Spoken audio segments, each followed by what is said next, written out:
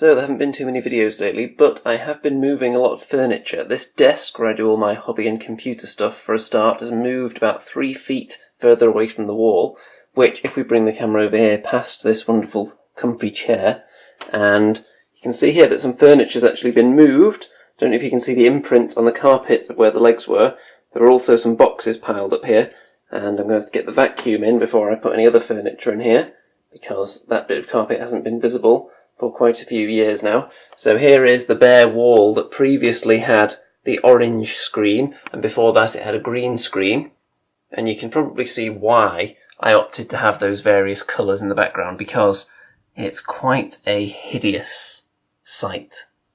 And you may ask, well, why have I uncovered this wallpaper and this rather bland colour if it is so terrible? And I have a scathing rebuttal. Orange paint. So I'm sure you've seen plenty of YouTube channels where the person talking to you will have some shelves behind them featuring all manner of little items that give you snippets and hints of their personality, little bobbleheads or boxes from particular games, slightly more exciting and dynamic than just a coloured backdrop.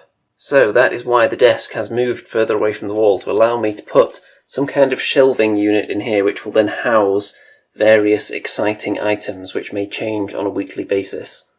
I'm sure there'll always be a copy of Cheeks on there once it is fully erected, but other than that there are spaces up for grabs. There'll probably be a couple of Yoda figurines of some kind. So all this area is going to be nice and orange all round here. I'll have to actually paint slightly further than the orange screen went, because the webcam is now going to be further from the wall, so more of the wall is going to be visible, and some of the ceiling as well, so all that needs to be 100% orange. So I'm going to be getting on with that over the next few days, and hopefully you should see the fruits of that effort very, very soon. In terms of exciting things you can look forward to, I've got some bags of undead skeleton halflings right here, which I was sent very kindly. So there's going to be some videos coming up on them, and I still need to decide what to do with them. They're going to be used for Kings of War, but I haven't decided which army to actually create using these models yet. Whether I add them into my existing undead army, or start a completely new army, made up entirely of undead halflings.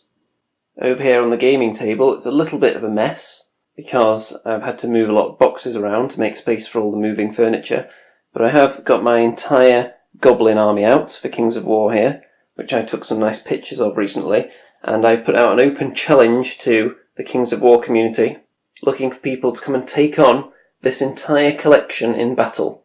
So depending how exactly I divide up the units, it will probably come in somewhere around 3,300 points. So I'm going to be having some very large games of Kings of War. There's already been some interest, so you can expect multiple battle reports featuring my entire goblin army, because there are certain models that you just don't get a chance to use very often. So I thought, why not just use everything indiscriminately, not make a list, just throw everything on the table and see how it goes. And hopefully my opponents in those games will bring that same kind of approach rather than going for the mega list build. Most people trying to reach that point level won't be able to be too picky, is my hope.